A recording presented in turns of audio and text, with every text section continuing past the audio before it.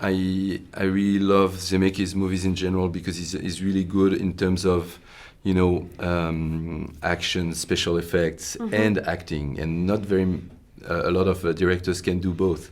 Very often you have either action or acting, and he's really good at that. So that's why I'm really curious to see you in this movie, because I know you can put some intensity in the acting. And so did you train a lot in this movie?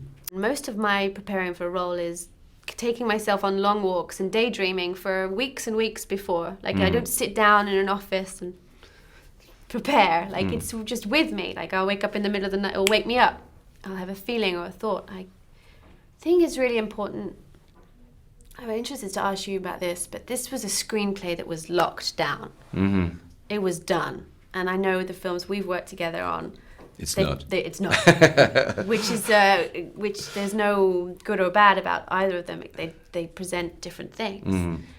Although I would suggest that L'Auberge Espagnole was improvised with your, you were like Mike Lee. You got us to improvise, and then you found the best bits and added your magic, and we presented those scenes. Like we had pages in the morning, and then we shot those scenes in the afternoon. And Le Poupée Russe was more of a script. Yes. But still room for something, and then the Chinese puzzle was more written. Yeah. Is a Chinese puzzle Back to the Future 3? It's back to the past.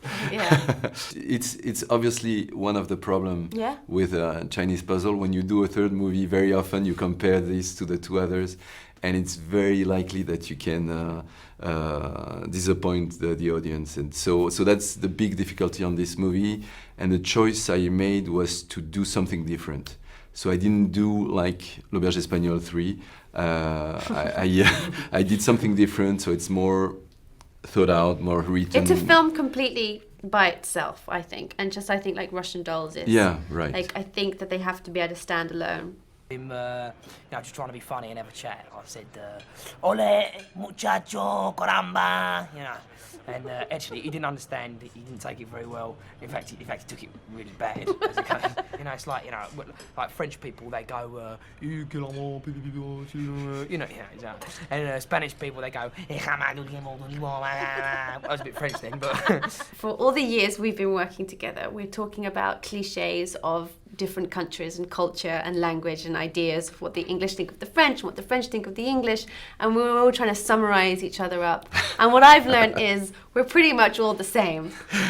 We just have a different, there's just a different color on it. And we have all these cliches, and yes, they may be true, but I mean... But that's the funny thing. They're true and they're false. And they're false. That's what we found when we did L'Auberge Espagnole, because everyone said, "Oh, to Romain, you're so French," and he said, "No, I'm not especially French." Or we said, "Oh, you're so English." It's true. And so there is something, and it's hard to describe exactly what it is. Yeah. Romain and I have been working together now since I was 23. I said earlier, it was like pulling on a pair of old boots. It's like they're friendly, it's warm, you know each other. You know how each other works. You know each other's sort of. There's just a familiarity which is very, very nice to be on set around, especially when you're working like opposite somebody in that way that Romain and I. But it's very unsaid. We never talk about it. It's just there, and it's just evolved. Who should say I love you? You should say I love you. No, you should say I love you.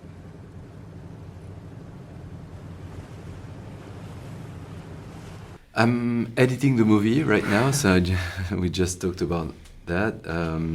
And I'm still working with the same composer, Loïc Dury, and I'm looking for the rest of the music, because there will be some additional music. But it's powerful music in film. I really didn't realize. Mm. Like it's something unconscious that I just took with music from films, but to make a feeling happen in a film. Yeah, because also I think that music adds something. Like in the scene in the train station in St. Petersburg in Russian Dolls, I used Beth Gibbons' song, and it's very emotional, very romantic in a sense, and sad. We loved very often about the shooting of that scene together because it was the opposite of being romantic, and it was very hectic. We were waiting for the trains. We had like 3 trains. We had to run from platform to platform. We had no time, and everyone was lifting luggage. I think I had a camera bag, and we were literally going to miss the train. I said to Kelly, you have to cry at 10:55 and then 10:47, and so she had to cry 3 times that the 3 times train was leaving.